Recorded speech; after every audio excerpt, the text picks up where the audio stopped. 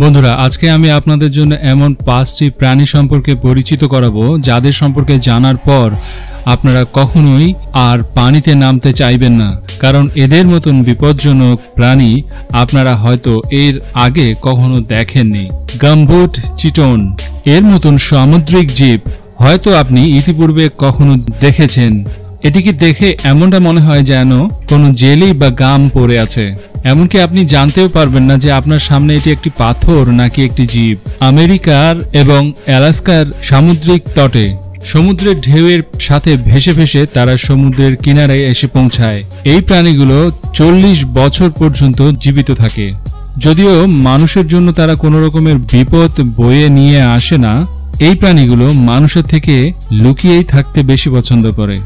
Scorpion fish, যা Indo ওশনে সমুদ্রের গভীরে নিজের শিকারের জন্য অপেক্ষা করতে দেখতে পাবেন। এর বিশেষ বৈশিষ্ট্য হলো এই প্রাণীটি পাথরের মধ্যে এমনভাবেই মিশে থাকে, দেখে মনে হয় ঠিক পাথরের মতো।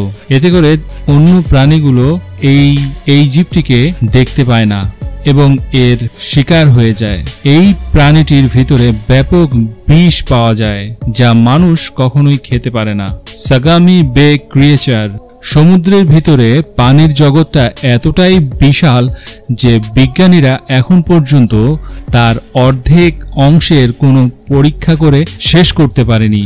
এরই মধ্যে সমুদ্রের রিসার্চারকে পানির গভীরে এমন একটি ক্রিয়েচার এর দেখা মিলল যাকে ইতিপূর্বে দুনিয়াতে কেউই কখনো দেখেনি, যার চোখ পানির মধ্যে চকচক করছিল এবং সেটি আকারে অনেক মোটা ছিল। দেখে এমনটাই মনে হচ্ছে যে এই প্রাণীগুলো মানুষের কাছ থেকে লুকিয়ে পানির গভীরে বসবাস করে। ফ্ল্যাট ওয়ার্ম, এই অদ্ভুত দেখতে প্রাণীটি ফ্ল্যাট ওয়ার্ম নামে পরিচিত।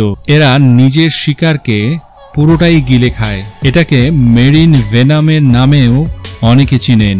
এমনকি কিছু কিছু লোক এটাকে এলিয়েনও বলে থাকেন, যার বডিটা অনেক ফ্লেক্সিবল এবং হালকা, যা নিজের পুরো শরীরটি দিয়ে নিজের শিকারটিকে জড়িয়ে গিলে খায়। যদি আপনি এর শরীরটিকে মাঝামাঝি পর্যায়ে কেটে দেন, তাহলে এর শরীরটা পুনরায় আগের ন্যায় গ্রো হয়ে যাবে। ল্যান্সেট ফিশ, সাপের মতো দেখতে এই মাছটি অনেক ভয়ঙ্কর এবং বিপজ্জনক। এই মাছগুলো খিদা পেলে নিজের প্রজাতিটিকেও খেয়ে ফেলে, যার দাঁত অনেক বেশি ধারালো এবং এই দাঁত দিয়ে নিজের শিকারের সে 2 টুকরা করে ফেলে। এগুলো পানির নিচে 6000 ফিট অনেক সুন্দরভাবে গভীরে চলে যায়, সেটাও আবার নিজের শিকারটির পিছু নেওয়ার জন্য। যদিও জাপানের লোকেরা অনেক আগ্রহের সাথে এই মাছগুলোকে খেয়ে থাকে। বন্ধুরা, এই ভিডিওটার জন্য আমি কি আপনাদের একটা লাইক আশা করতে পারি? আর যেই লাইকটা দিতে আপনার কেবল 1 সেকেন্ড লাগবে।